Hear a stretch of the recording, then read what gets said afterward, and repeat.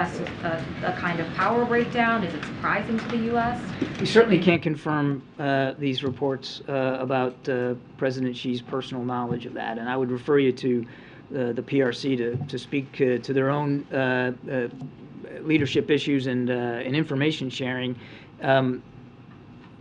What matters to us is that this was a violation of our sovereign airspace, and clearly with intent.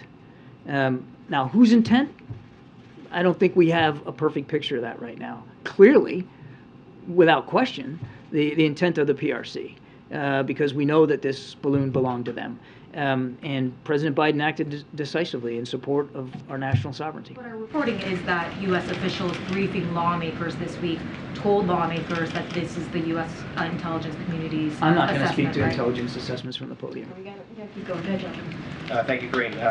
Admiral, there's been warnings from the Ukrainians as well as intelligence agencies in both Europe and here that as the one-year mark of the war approaches, that might be a moment where Putin tries to really escalate the conflict, maybe even launch some sort of major new offensive. Are you seeing any signs of that being in the works?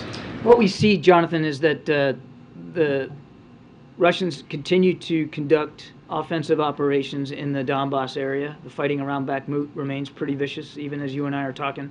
Clearly, as we've seen over the last 12 hours, he's willing to continue to barrage the country with cruise missiles, knocking out civilian infrastructure and trying to make life more difficult for the Ukrainian people.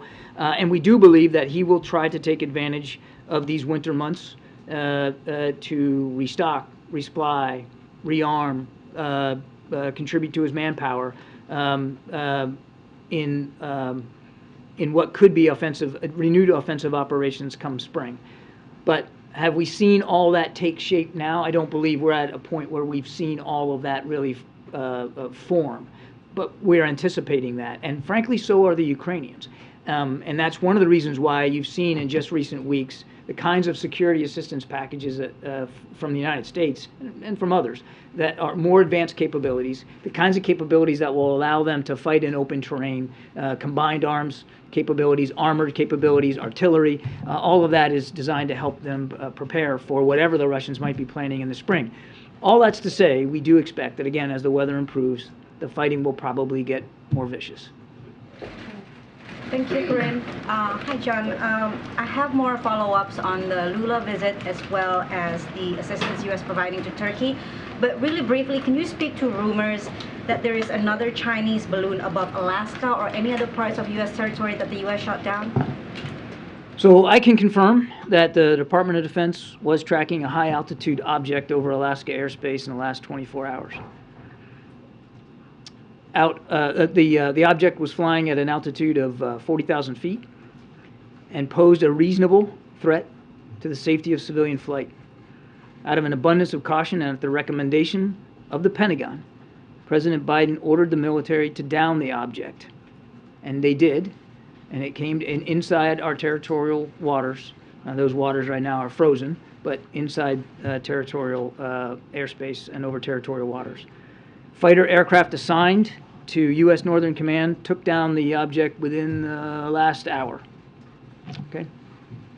Can I just follow up, John, and thank you for that. That's really helpful. Can you give more details on the support that U.S. is providing to Turkey? Specifically, we understand that the USS George H.W. Bush is on standby. Can you update us on whether there's been any communications with Ankara on whether the ship will be any part of humanitarian efforts? I think I updated as much as I could right now. What we're doing is what I put in my opening statement. You're right that there are naval assets that are in the Mediterranean and under the command of U.S. Naval Forces Europe.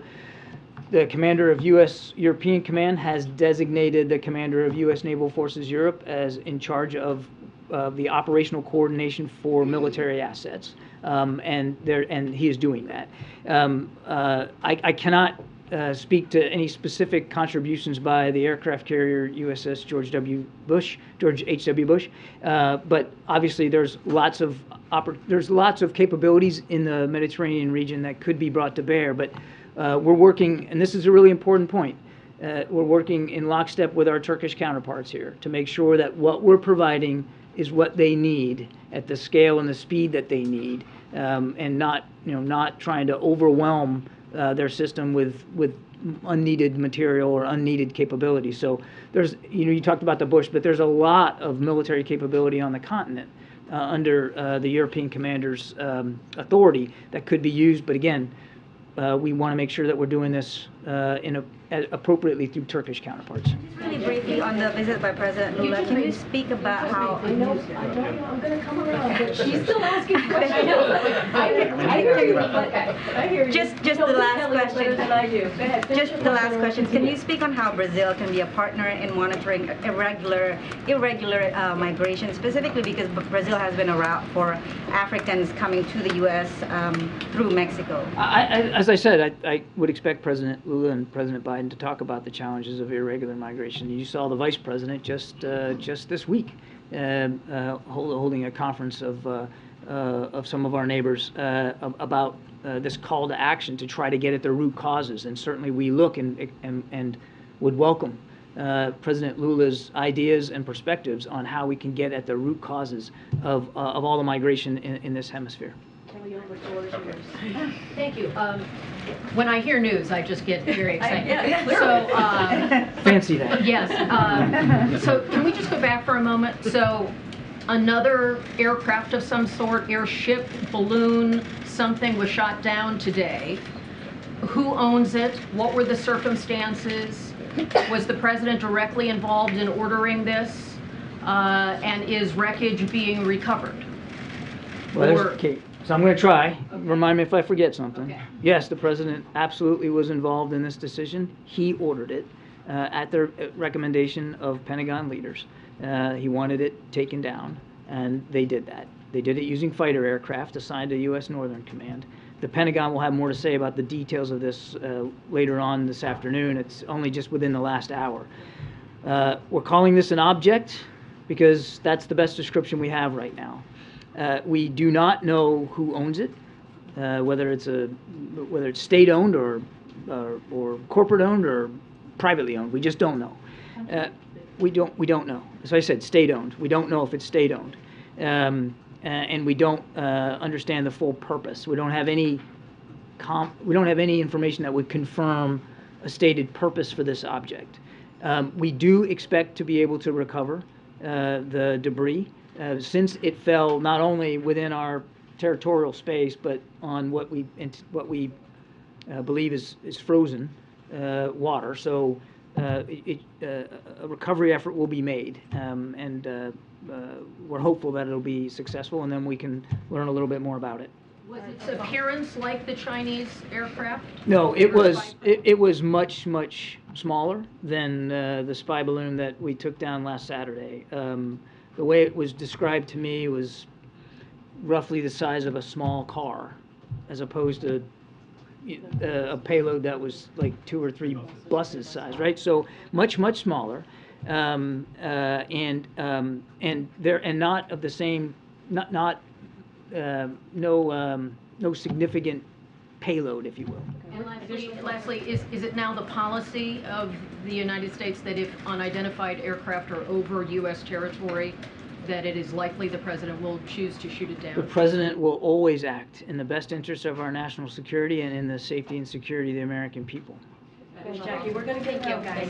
John, so the Pentagon ordered this new object be taken down over Alaska. The president ordered it. The president ordered it. So is it a fair takeaway then that the Pentagon regrets not taking down the first balloon before it crossed the entire U.S.? Well, I'm not going to speak for the Pentagon. I can tell you that the president doesn't regret the way that we handled the first balloon. That time first of all, apples and oranges here in terms of size. As I said, this was size of a small car, and it was over a very sparsely populated area, but also more critically it was over water space when we ordered this down, as we did the last one, but completely different size. And the debris field for this we expect to be much smaller than would have been for the other one. That's difference one. Difference two.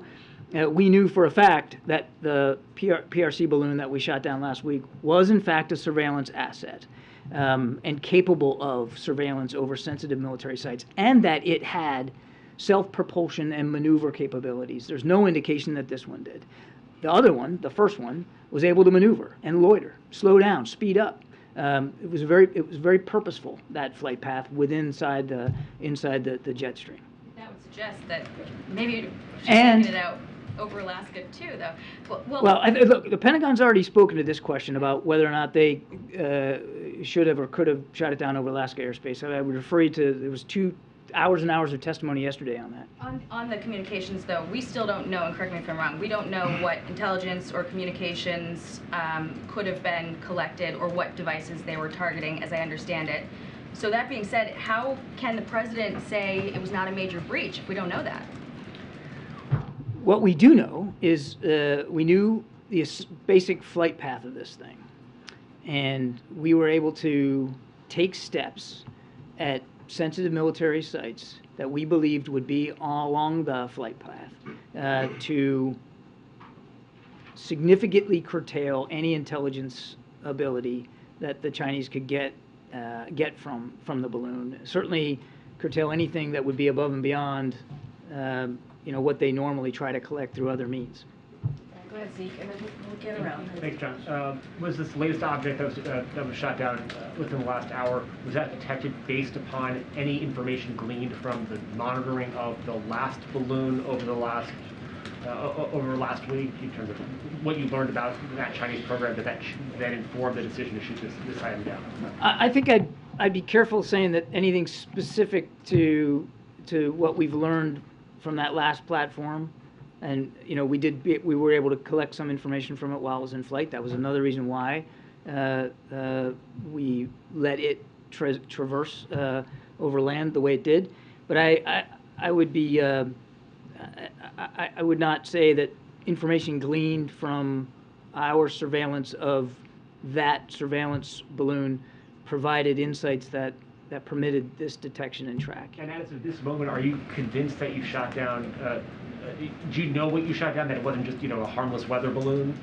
That there was some motivation flying this over U.S. airspace, or is it truly? I think we're going to try to learn more. I can tell you it was an object. It was at 40,000 feet, and the predominant concern by the president was a safety of flight issue at that altitude. Remember the one that we shot down last Saturday? It was at 65,000+ feet. So no threat to civilian aircraft. This one at 40,000 feet could have posed a threat to civilian aircraft, and it did not appear to have the maneuverable capability that the other one did. So, virtually at the whim of the wind. Thank you, Karine. So thank you, Kirby. So to follow up on what you just said about civilian aircraft, is that what you meant initially when you said there was a reasonable threat to shoot it down?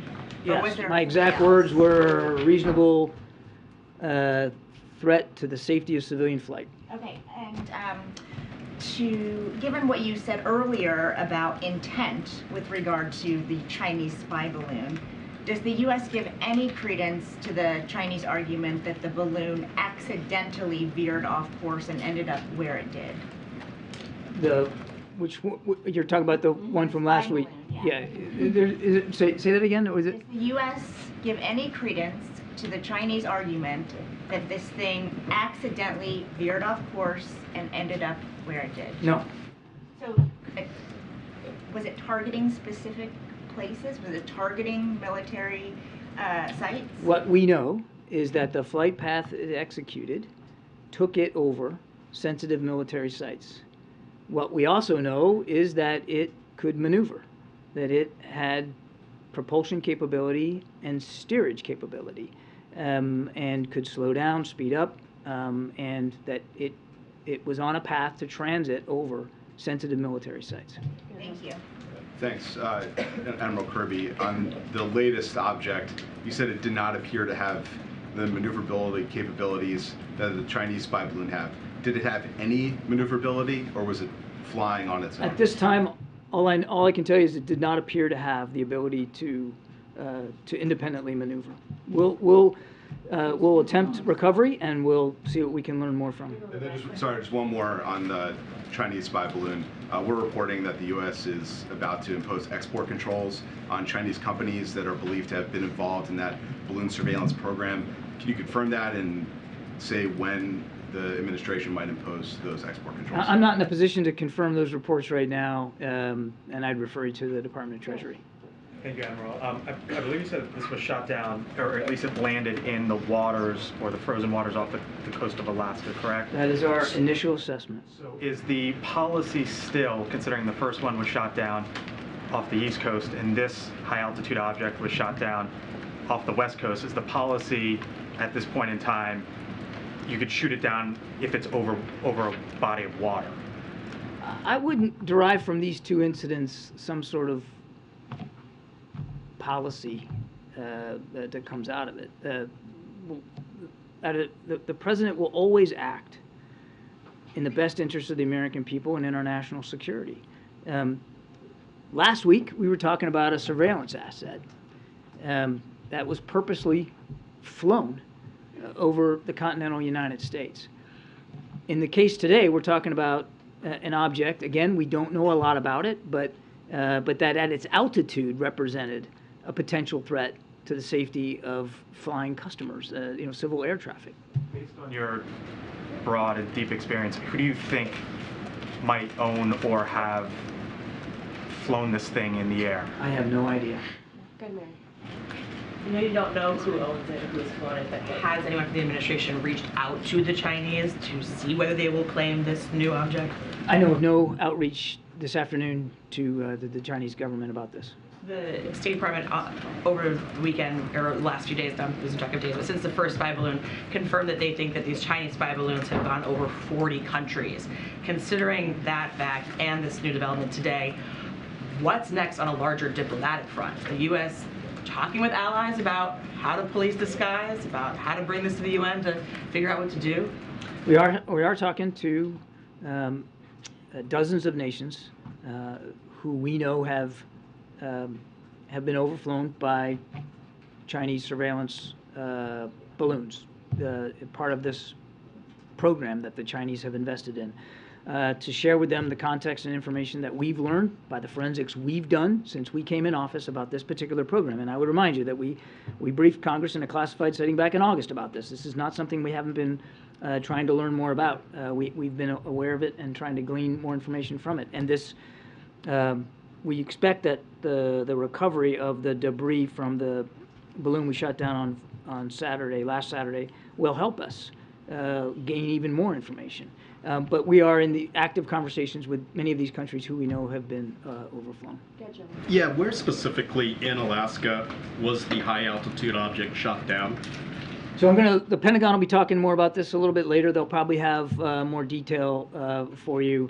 But the general area would be just off the very, very northeastern part of Alaska, right near the Alaska-Canada border. So near the Arctic Ocean? Well, yeah. In fact, that's where it went down on that northern side of Alaska, near the Canadian border, on water that is frozen in the yes. It was never over land. No, it was. It was. Okay. Yeah. And it was shot down within the last hour. When did the U.S. first get intelligence that it existed? The knowledge about the balloon and the track first came to our attention last evening. Okay. What time thereabouts? I don't have an exact time on the clock for you. It was last evening. Well, have you ruled out, or not ruled out, but you have not determined that it was surveillance in nature, correct? We haven't ruled anything in or out. And that's why we're calling this thing an object. You just called it a balloon. You misspoke there. I'm sorry. It's not a, yes, I'm sorry. You guys have... You can't say it's a balloon either. You guys have me with balloon on the brain right now. Right. This was an object. Let me just clarify, I'm not classifying it as a balloon right now. It's an object. We're still trying to learn more from it. That it landed on water that is frozen could help us assist, make it easier for us to try to recover some of the debris. The U.S. Northern Command is examining what the possibilities for that are. Finally, you said you have no knowledge of any outreach to the Chinese yet from the administration. Are there plans to reach out and ask whether they... I know of no plans to reach out to the Chinese specifically on this. I want to stress again, we don't know what entity owns this object. There's no indication that it's from a nation or an institution or an individual. We just don't know. Foreign entity, that's right. We don't know who owns this object. Thank you. Thanks. Are you tracking any other similar objects right now at this time? I'm not aware of any other tracks. And then also, I know that you said that this was due to a civilian aircraft threat, but why not wait till it's over warmer water where you could more easily recover? It wasn't heading over warmer water. It was heading over the Arctic. It's not very warm. Thank you, Karine, and thank you, Admiral. One question on today's incident and then one on a separate subject, if I may. Given how little was known about this object at the time that our forces shot it down, is it safe to say that when the President ordered that it be shot down, he did not know whether it was a manned or unmanned object? We were able to get some fighter aircraft up and around it before the order to shoot it down, and the pilot's assessment was that this was not manned.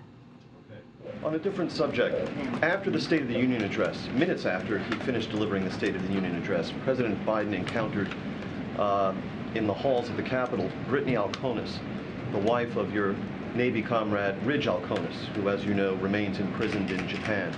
And the President told Mrs. Alconis, "We're going to get this done." I wonder if you can tell us if the Alconis case figured in the conversation that the President had with the Japanese Prime Minister when he visited here last month, and if you can flesh out the President's promise to Mrs. Alconis. I know generally you don't like to say a whole lot about these kinds of efforts, but what can you tell us about what's being done on behalf of Lieutenant Alconis? I would go back to what I said to you last time, James. I mean, the President's well aware of this case. And he's well aware of what the family's going through. He's also well aware of concerns by the Japanese government with respect to their judicial system, and he's got the team working on this. I'm not going to disclose personal conversations that the President had either with Mrs. Alconis or with Prime Minister Kishida, but he's well aware of it, he's tracking it, and so is the National Security Team. Thank you, Karine. Admiral, over here. I wanted to ask you two questions. I need to watch for her hands. One on the shoot down that you just described, and the other one on Ukraine. On the incident that happened in the past hour, I wanted to know, is there any line of communication that you can describe that has been ongoing over the course of the past 2 weeks on the diplomatic side of things? I know that the Defense Secretary says that his call to his counterpart was not returned from China. But on the diplomatic side of things, are there lines of communication between the U.S. and China right now? Well, certainly. Look, we have an embassy in Beijing. Diplomatic discussions routinely happen with Beijing. So, of course, the diplomatic channels remain open. Sadly, the military ones do not appear to be open right now. Secretary Austin made a good faith effort to reach out to his counterpart and was rebuffed, and that's unfortunate, particularly when at times like this you want to keep as open as you can the lines of communication, and the President's committed to that. And then on Ukraine, President Zelensky was in the UK earlier this week, and he received a promise from the UK government that the UK would train Ukrainian pilots on NATO standard jet fighters. Can you tell me if you think that's a good idea? Is that something that the U.S. is considering in terms of training Ukrainian pilots on NATO aircraft as well? Well, if they're going to get Western aircraft, then they're going to need to be trained on them. Does that mean that will happen? They'll get Western aircraft? That would be up to the nations that may be willing to provide aircraft. I've said it before. Probably tired of me hearing me say it, but these are all sovereign decisions. And if a NATO nation or even a non-NATO nation wants to provide capabilities like fighter aircraft to Ukraine, that's certainly their decision to make. And one would assume that if you're going to introduce a system into a military that they have no experience with, that there's going to have to be some training that goes along with that. We're doing it right now. Fort Sill, Oklahoma. We've got Ukrainian soldiers learning how to use a Patriot battery. Outside of Ukraine, we're helping train them on combined arms maneuver. So it's not unusual to do that if an advanced capability is provided, but that's going to be a national decision. Thank you, Admiral. Thank you, Karine. Isn't there a concern that these objects, the object and the balloon, were both discovered when they're already flying over U.S. airspace? Shouldn't they be detected before they enter the U.S.? I think we're going to continue to learn a lot about how these things are or can be detected in a better way. You heard the Northcom commander talk about certain gaps that he felt he had in his domain awareness. So from this incident last week, we'll certainly learn about the capabilities of that surveillance asset, but we also expect to learn more about our own processes and our own systems for detection and tracking. I don't want to get into exactly how this one was detected, but I can assure you that that we're going to continue to try to improve our own knowledge base with respect to these systems. Just one more quick question on the object. Can you say anything about the proximity of it and its flight path to the sensitive oil fields near Prudhoe Bay? And was there any threat at all at any point to that equipment in that region of Alaska? I'd refer you to the Pentagon for more detail about the track. Again, this just all happened within the last hour, so I don't know what the proximity was to oil fields. And your second question was? Oh, it was just about the sensitivity, the oil fields, basically. Well, again, I mean, we just don't know what this object was. We don't, it'd be difficult for me to point to a threat or a specific concern such as oil fields when we don't really understand what this object was doing. I understand. And then I just have one more quick question on the Russian, completely different topic. The Russians have said they're going to cut oil output now. What is the U.S. response to that? And will you reach out to OPEC to ask them to sort of compensate the difference so that the price of oil doesn't escalate at a time when you're just starting to see inflation? Once again, Mr. Putin's willing to weaponize energy. This move, if it proves to be true, it doesn't come as a big surprise as a reaction to the price cap, and it just shows you the lengths to which he's willing to use resources like energy as a weapon. What the United States will do, have done, continue to do, is work with allies and partners to make sure we can better balance supply and demand and try to meet that need. It's important.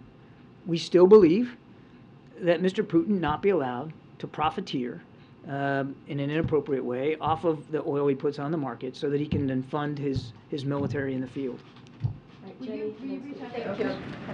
I don't have any diplomatic outreach to speak to today. We're going to continue to talk to allies and partners. Certainly OPEC falls in that category, but I don't have any specific conversations to talk about.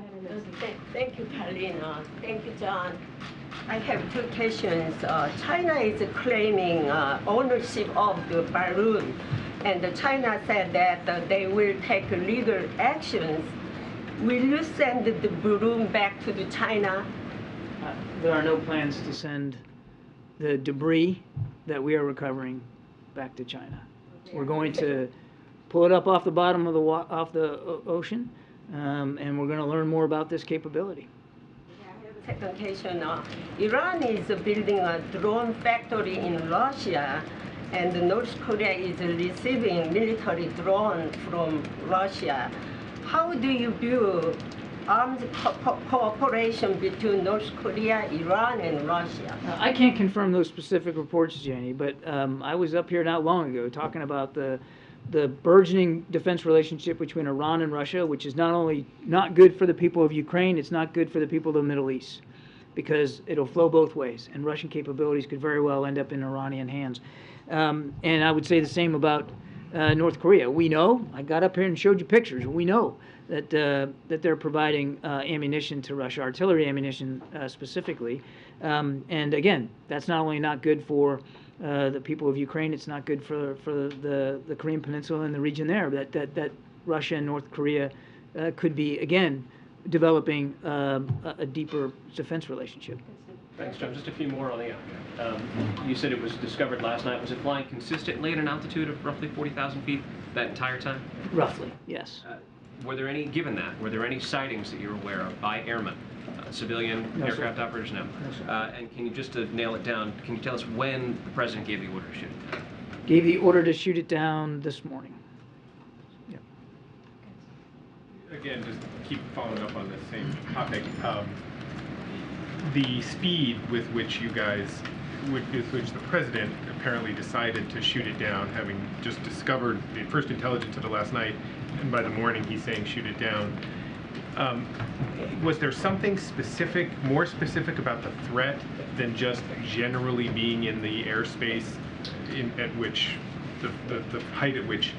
The predominant reason driving the president's decision was the safety of flight issue. No, I understand it was, but there had, I mean, that's a really big area up there. It's not all that many planes. It's not like it was in the middle of the Northeast corridor or something.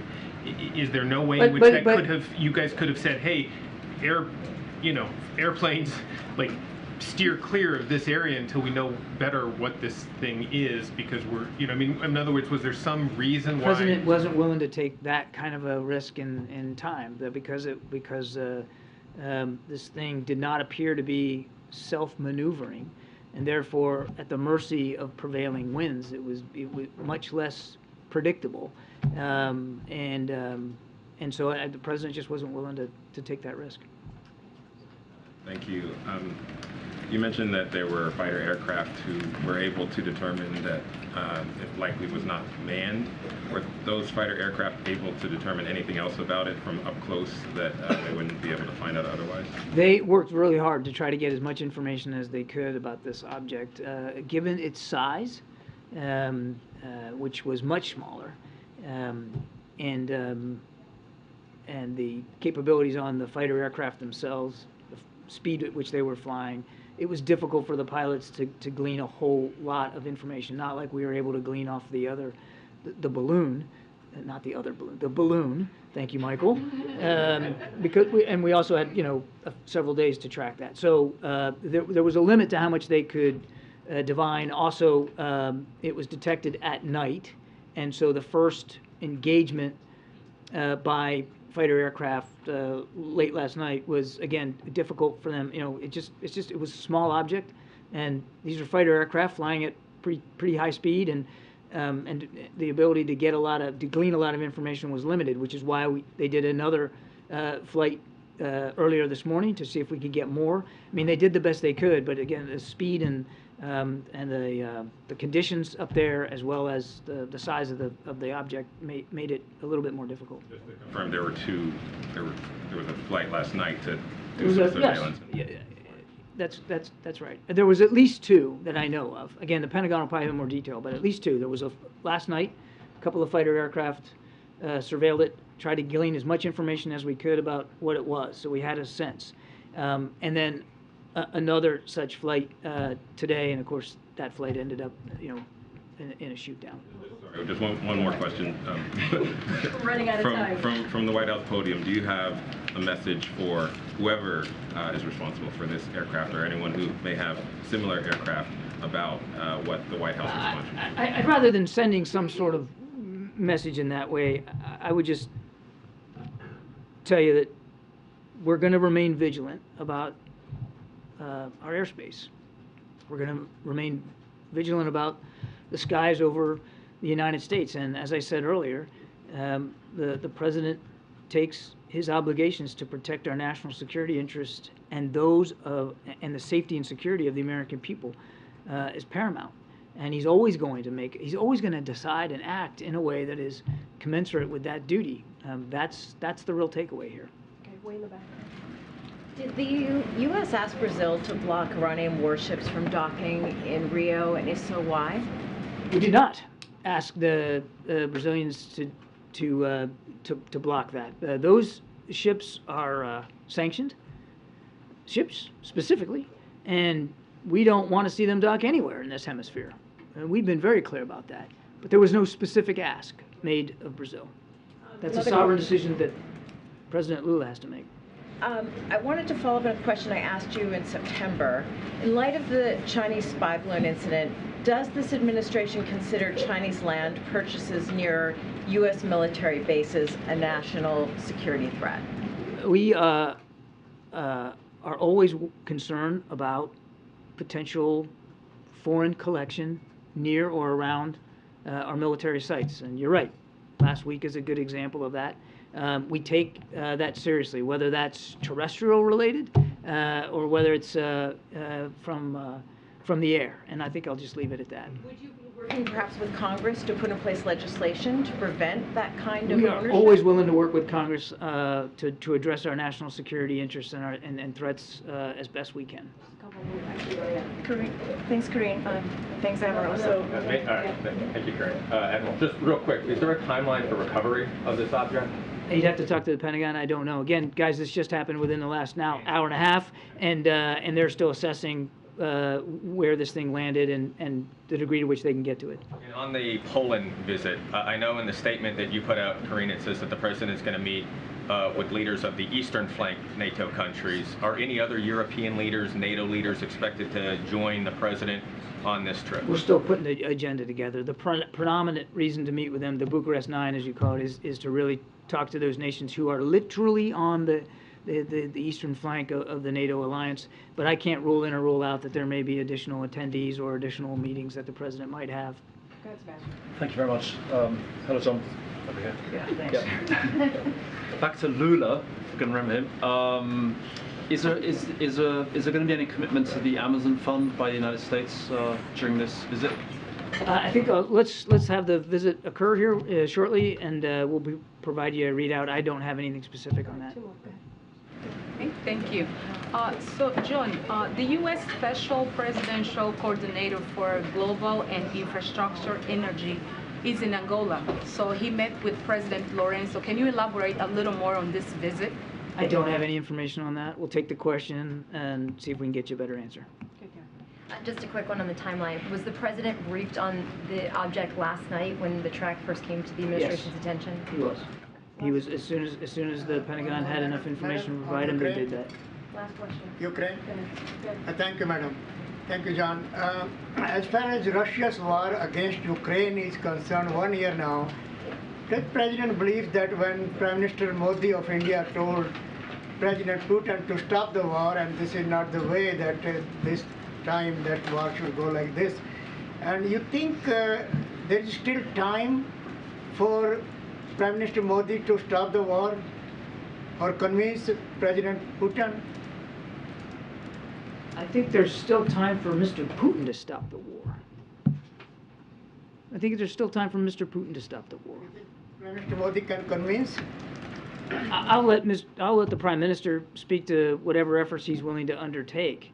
I want to stress it again, Goyle.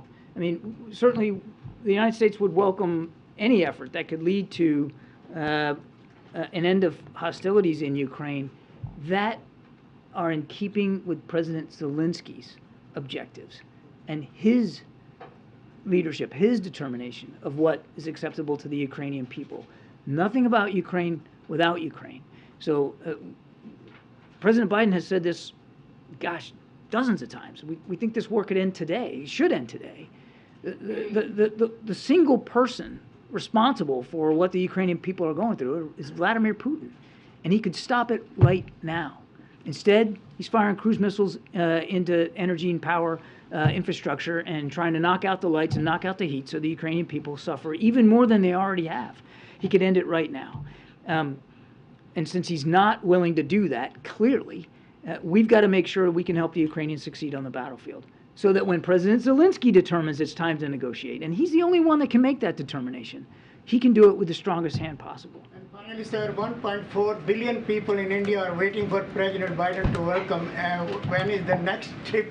I don't have any travel, other than the travel that Karine talked to today, I don't have any travel to announce.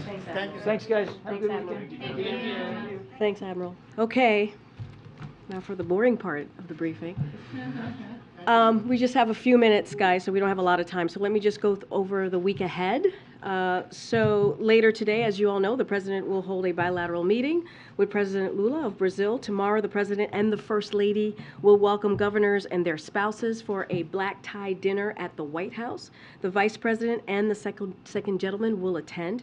On Tuesday, the President will deliver a keynote address during the National Association of Counties at the Washington Hilton Hotel, and we'll certainly have more to share on the week ahead in in a day or two. And finally, there is a bittersweet day for us, a bittersweet moment for the communications and press teams and all of us here at the White House. I've gotten to know Kate Bedingfield as a colleague and a friend, being in the trenches together and representing the president's agenda together. I've actually known Kate since 2007. That's a whole nother story. But Kate has been fighting this fight on behalf of the president since long before the campaign was launched, going back to when she was his communications director as vice president. She's been a trusted source of strategic advice and an unflinching voice for the president's message and values, playing an integral role in our successes these first 2 years and on the campaign. She's also a pillar of this team, which she helped build as the deputy campaign manager across the primary and general elections. I understand that after a certain previous occupant of this White House, whose name will be nameless, but as you know who this person is, he got angry and yelled and said, quote, "Biden has a team of killers. All I've got is a defense." Okay, that was in the campaign. That was the campaign communications team started calling Kate and the captain of the team killers. That doesn't surprise me at all, because if there's one thing Kate is, she is a leader. We're very sad to see her go, but no one has earned some time with their children, spouse, and dog more than Kate. And I look forward to welcoming Ben LeBolt. As you all know, he has been announced to replace Kate as communications director back to the White House. Ben has had a top role, communications role, on the last 3 successful Supreme Court nominations by Democratic presidents. We all got to work with him closely when he was the head of communications for the confirmation of now Justice Jackson, and we're glad that he is coming back to be a more permanent part of the team. I've known Ben for many years, including both Obama-Biden campaigns and the Obama-Biden White House, where he worked on climate change and civil rights. I was happy to reconnect with him when he took over communications for nominations during the transition, helping advance the case for the most diverse cabinet in history and for a host of groundbreaking sub-cabinet positions as well. He brings a cutting-edge understanding of modern communications to the table, and I know he'll fight hard for the president's agenda in the upcoming months and years. I also know that Ben is making history. As you know, we believe here in the Biden-Harris White House that representation matters. He will be the first openly gay communications director, which is very, very important indeed. Okay, with that. Zeke. Could you just, the latest on the president's trip to Poland didn't say where he would be going in Poland. Can you let us know cities? We will have more to share as we get closer to the day. We just wanted to make sure that you all had the information that he will be traveling during the dates that I laid out, the February 20th to the 22nd, and we'll certainly have more to share. Briefly, a different topic. Last night, was reporting the former vice president was subpoenaed by the special counsel Jack Smith as a result of some of the investigations of the previous administration. That obviously raises a bunch of privilege concerns. Would the president waive executive privilege for the former vice president's testimony before a grand jury or in these examples? I'm just not going to, as you can imagine, not going to speak to this. I'm just going to refer you to the Department of Justice. Okay. Oh, nobody has a question. I can leave right now. Karine, thank you. New Inspector General report accuses the architect of the Capitol, Brett Blanton, of a bunch of things: widespread misuse of taxpayer-funded government vehicles, misleading information to investigators, impersonating law enforcement. That's in addition to making the decision not to go to the Capitol on January 6, 2021, which outraged Democrats and Republicans. And the president is the only person who has the authority to fire him. Is that something he's considering? So obviously we're taking this very seriously, and we're seeing the reports as well, as you know, and we take any advice that the members of Congress or any action that they want to take very seriously as well. I just don't have anything for you at this time to speak to on that particular matter. Okay, Justin. The House passed on a bipartisan basis overturning DC's new criminal code and also a law that would allow non-citizens to vote. Is that something that the president would sign into law, or would he veto it? So I would have to go back to the team and just get an answer for you on that. I don't know that particular piece of legislation. This is the first time I'm hearing about it. So once I get back to the team, we'll have an answer for you. ahead, Steve. Hey, Karine, while this briefing's been underway, the National Archives has released some of the communications between the President's personal attorneys and the agency. One of them, dated on November 8th, has a communication between Gary Stern, who was the general counsel of NARA, and Bob Bauer, the President's attorney, in which it references boxes in a Boston office. It says, Pat, this is to Pat Moore, who's the President's personal lawyer. Pat, we would like to pick up the boxes that are in your Boston office and move them to the JFK library. Any explanation as to what boxes we're doing in a Boston office and how this relates to Well, this? as you just mentioned, it just broke, or the report just came out while we were in the middle of a briefing, so I can't speak to it from here because I just don't know what you're speaking to. But I would refer you to the White House counsel's office to get more specifics or get you an answer there. Is it new to you, the idea that the I boxes would be... I am learning about this as you were asking the question, so I'm certainly not going to speak to it from here. Go ahead, Andrea. On the President's meeting today with the governors, he said during this meeting that Republicans are trying to close off the possibility of cutting defense spending and that leaves only a very few options. What is the President's view on how to get to the $2 trillion in cuts that he has outlined in the State of the Union address? What is the best way to get there, and does he rule out the possibility of cutting, for instance, defense spending? So first and foremost, so folks know, March 9th, the President's going to be putting out his budget. We have asked the House in Congress, the Republican House, to put out their budget as well, a more robust, right, a budget, so we know exactly what it is that they are putting forth, the cuts that they want to put forth, and so that we can see, not just us, but the American people can see.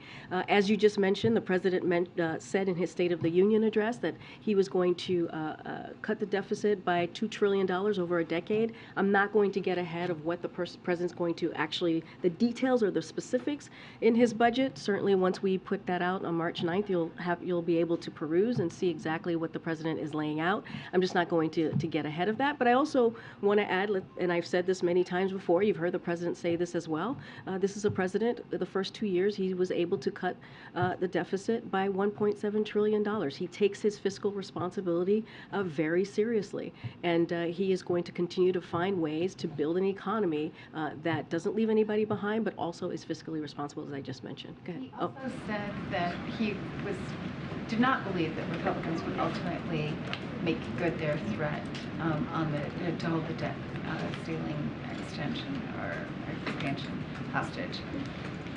What leads him to believe that? I mean, has he had subsequent conversations with other Republicans since his meeting with McCarthy, and when will he meet again with McCarthy? So I don't have any conversations or meetings to preview for you at this time. As you know, the meeting that he had with Speaker McCarthy not too long ago was respectful. It was productive. You saw us put a readout, and you heard from the Speaker himself when he was out at the Sticks after the meeting. Look, it's pretty simple and it's pretty straightforward. We believe that Congress has a constitutional duty to get this done, to lift the debt ceiling. We've been saying that, and they should do it without conditions. That hasn't changed. They did it 3 times with the last president. You've heard me say the number 78 many times in this briefing room. That's how many times that they have been able to get this done since 1960. That doesn't change. It should be done in a bipartisan way, and the president it will continue to call for that. And that's what they've done it before, and that's what he believes they should be doing it again. Sounded more optimistic today, and I'm wondering why. Oh, this is a president who's always optimistic. This is a president who believes in optimism. As you know, he says it many times when he speaks in front of the American people, and so that is not surprising. You've heard me say that about him in describing even his speech for the State of the Union, that you would hear some optimism. So, of course, he's going to be optimistic about it. Go ahead.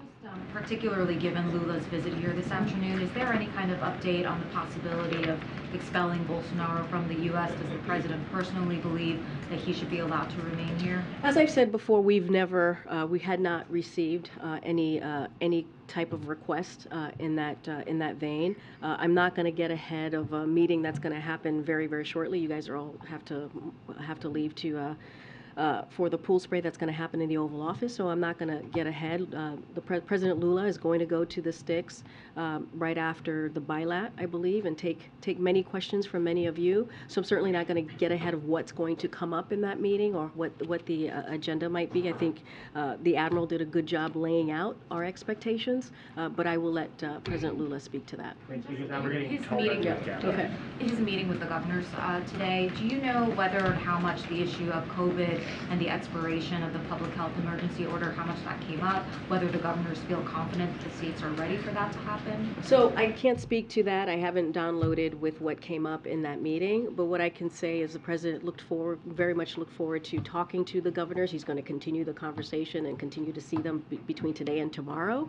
And they've been great partners with us with all of the different historical pieces of legislation that we have been able to get done, and also that they're seeing the effects of in their own state.